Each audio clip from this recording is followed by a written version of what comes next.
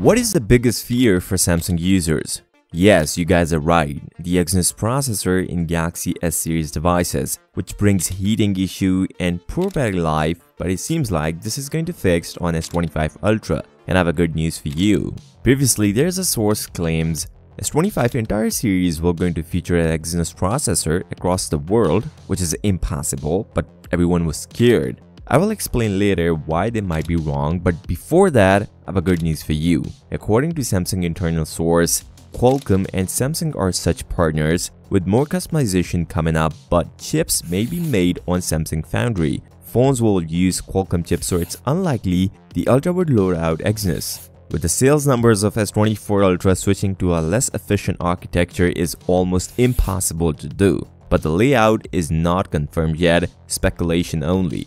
This gives us a room for breathing as this is now confirmed. S25 Ultra will going to feature a Snapdragon 8 Gen 4, which is a 3nm processor. I even have the Geekbench scores, but before talking about that, a subscribe to the channel will be amazing. As source claims, Galaxy S25 entire series will going to feature an Exynos processor across the world, including United States. Do you really think this will happen? Why Samsung even spend a lot of money in network compatibilities if they go with the Exynos processor? So at least US consumers will definitely see Snapdragon 8 Gen 4 in S25 Ultra. Also, as per claims, Samsung did a couple of things to the Exynos 2500 which makes it better. First, they dedicated the team to optimize the Exynos 2500. Second, it will be a 3nm processor just like its competitors. And yes, the Cortex X5 core will be faster than the Apple chipsets. But the real issue with the Exynos processor was its efficiency. So it will be interesting to see how efficient will it be.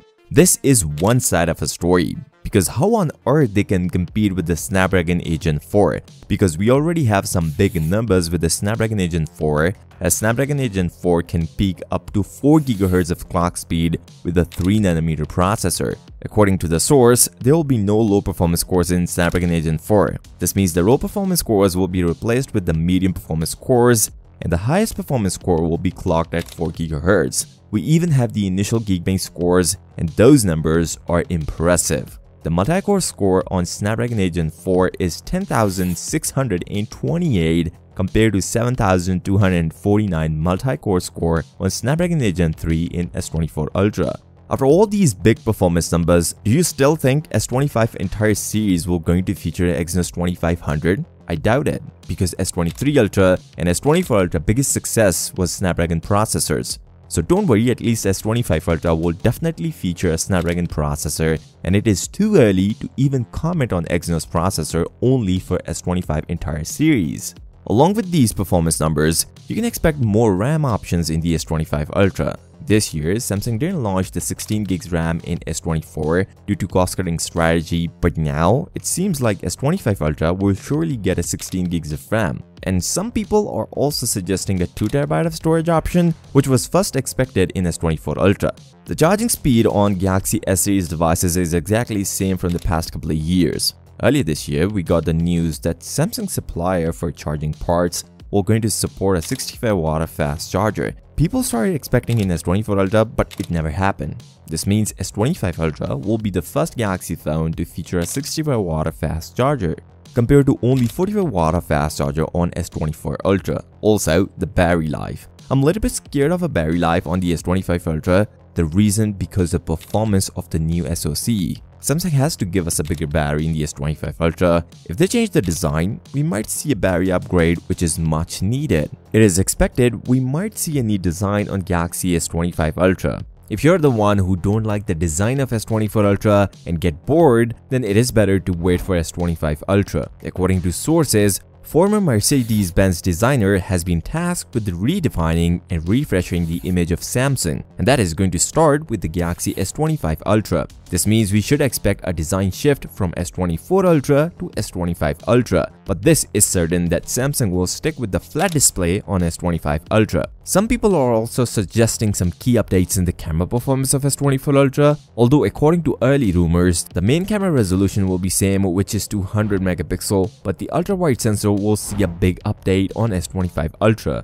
According to unconfirmed rumors, we may see a 50 megapixel ultra-wide sensor compared to only 12 megapixel on previous Galaxy devices. The telephoto sensor already saw a big shift in resolution from 10 megapixel 10x telephoto sensor to 50 megapixel 5x telephoto sensor. So we can expect a variable telephoto sensor to get a better 5x and 10x zoomed in shots, as S25 Ultra struggles with the 10x zoomed in shots compared to optical sensor on S23 Ultra. No one talks about this, but there's a feature which might save your life. Yes, I'm talking about the satellite connectivity feature. It was expected we might see this on S24 Ultra, but it seems like S25 Ultra will be Samsung's first phone to have this feature, as it was already implemented in S24 series but never enabled it. It will be a two-way connectivity where you can send and receive messages, and you can also share your location. A great update ahead for S25 Ultra. Apart from this, there's a talk going on about the Z Fold 6 II models, which you should know.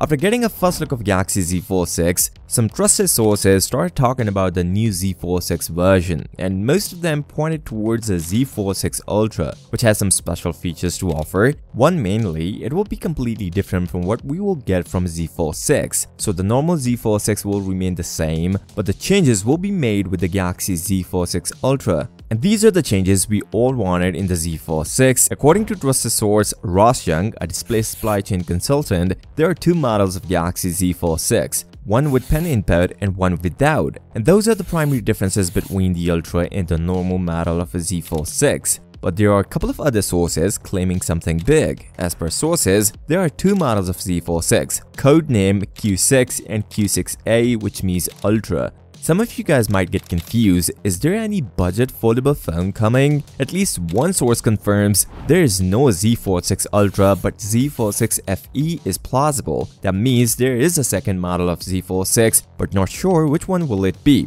Now here are a few concepts that you need to know. Z Fold 6 and 6 Ultra would be seen as S24 base model and S24 Ultra, so there are a bunch of differences between smaller and bigger version. Everything is better on a bigger version, but there is one big downside which you should consider: the price of Z Fold 6 Ultra. The foldable phones are already too expensive, so Ultra will be even more expensive than the base model Z Fold 6, which as of last year we get for $1,799. So expect a big jump in price. Now this brings a second source theory of getting a Z Fold 6 Fan Edition instead of Ultra. Samsung wants to normalize the foldable phones, and they want to bring foldable phone to the mass audience. So by bringing the price tag lower, you can expect other people to even try the foldable phone. But that is the opposite if they go with the Ultra model, where they have to charge more. For budget device, it will be less than $1,500, but don't expect to load like a $1,200 or $1,100. And on this note, if you find value from this video, give this video a thumbs up and subscribe to the channel. I'll see you next time. Till then,